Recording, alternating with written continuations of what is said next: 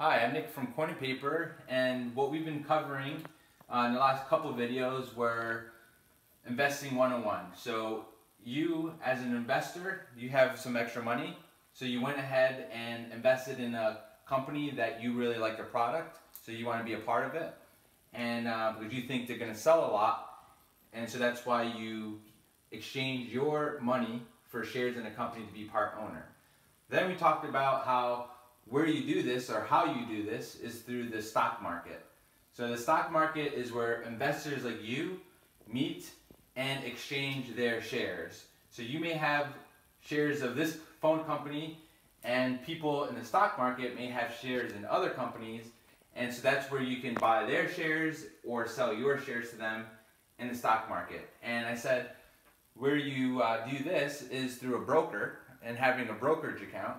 And that's basically, you can do that online. It costs about $7 to $11 in commissions. That's a fee for you to actually buy, have each transaction. So you can have a lot of shares, but it's going to cost $7. No matter how many shares, that's the fee, $7 around. All right.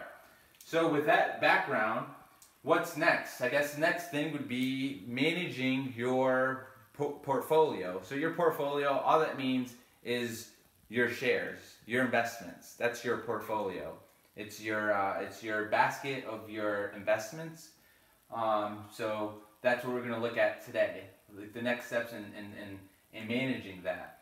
So here's you, and so you may have now maybe $1,000.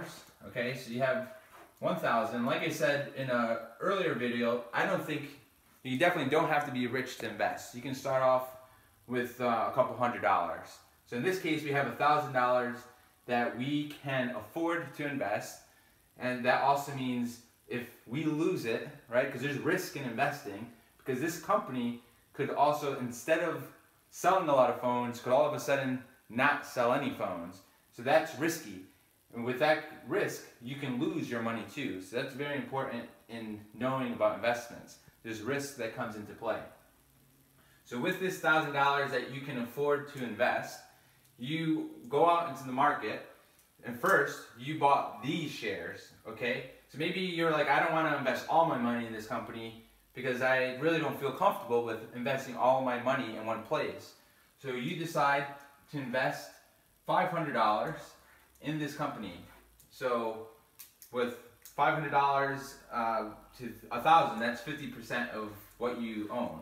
So just 50%, okay? So that means you have another 500, so minus 500 leaves you another 500 to invest. And so you go around, maybe in the mall again, you think about, I always shop at this particular store, and I really like their clothes. And so here's ABC company that sells these really nice shirts. So I'm going to invest in this company. So I'm going to go to the stock market, see how much their shares are, and buy $500 worth. So now you buy $500 worth, and so now you own two companies. So you have 50% of your extra money in T-shirt company, ABC company, and the other 50% in XYZ company.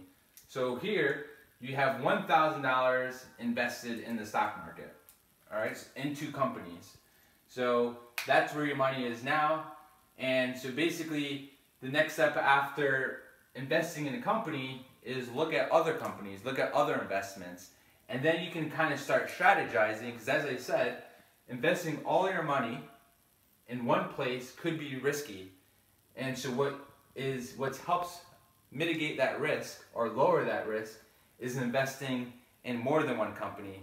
And that's what's called diversification. So it's spreading your risk amongst other places, or taking your eggs and putting them in multiple baskets.